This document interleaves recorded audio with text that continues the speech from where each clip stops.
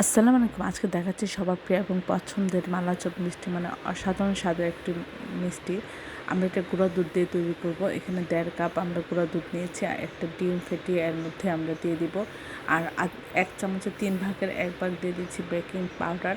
দিয়ে আলতোভাবে আমরা এভাবে গুঁড়া দুধটা মাখিয়ে নিয়ে আমরা রেখে দেবো রেস্টে 10-15 মিনিট। আমরা এখানে দুধটা জাল করে নিয়েছি, এর মধ্যে পরিমাণ মতো চিনি দিয়ে দিচ্ছি, একটু এলাচ গুঁড়া দিলাম, একটা তেজপাতা দিলাম, দিয়ে এটা লোহিতে আমরা জাল করে নেব। আর এদিকে আমরা এভাবে রসমালাই শেপের মিষ্টিগুলো তৈরি করে নিচ্ছি। প্রতিটা মিষ্টি তৈরি করে আমরা দুধের মধ্যে ছেড়ে দেব। আমরা রেখে দিচ্ছি না, আপনারা রেখে দিলেও পারেন, নয়তো সাথে সাথে দিয়ে দিলেই হয়ে যাবে। এভাবে আমরা প্রতিটা মিষ্টি আমরা দুধের মধ্যে আমরা দিয়ে দিচ্ছি। আর এই মিষ্টিগুলি ফুলে এতটাই বড় হয় যে ডাবলের থেকেও অনেক বেশি বড় হয়ে যায়। খুব সুন্দর করে এর মধ্যে রস ঢুকে যায় এবং খুব রসে টইটুম্বুর হয়, ফুলে অসাধারণ হয়ে যায়। আর এটা এতটাই সুস্বাদু, এতটাই টেস্টি, এটা বানানো যতটা সহজ, খেতে তেমনই অসাধারণ লাগে। আশা করি এভাবে আপনার বাসায় একবার হলেও ট্রাই করবেন।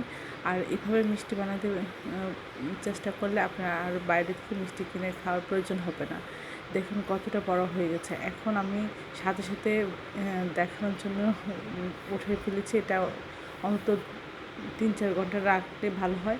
আমি সাথে সাথে উঠিয়ে এভাবে গুঁড়া দুধ দিয়ে মুড়িয়ে নিয়েছি। এটা এতটা রসগোল্লা, এতটা নরম সফট হয়েছিল যে বলার বাইরে, মুখে দিলে এটা মিলিয়ে যাচ্ছিল। আশা করি সবাই এই মিষ্টিটা একবার হলেও ট্রাই করবেন। সবাই আমার চ্যানেলটি লাইক করুন, শেয়ার দেবেন, সাবস্ক্রাইব করুন, প্রিয়জনকে বেশি বেশি করে শেয়ার দেবেন। আমার চ্যানেলে সব রকম রান্নার রেসিপি রয়েছে, আশা করি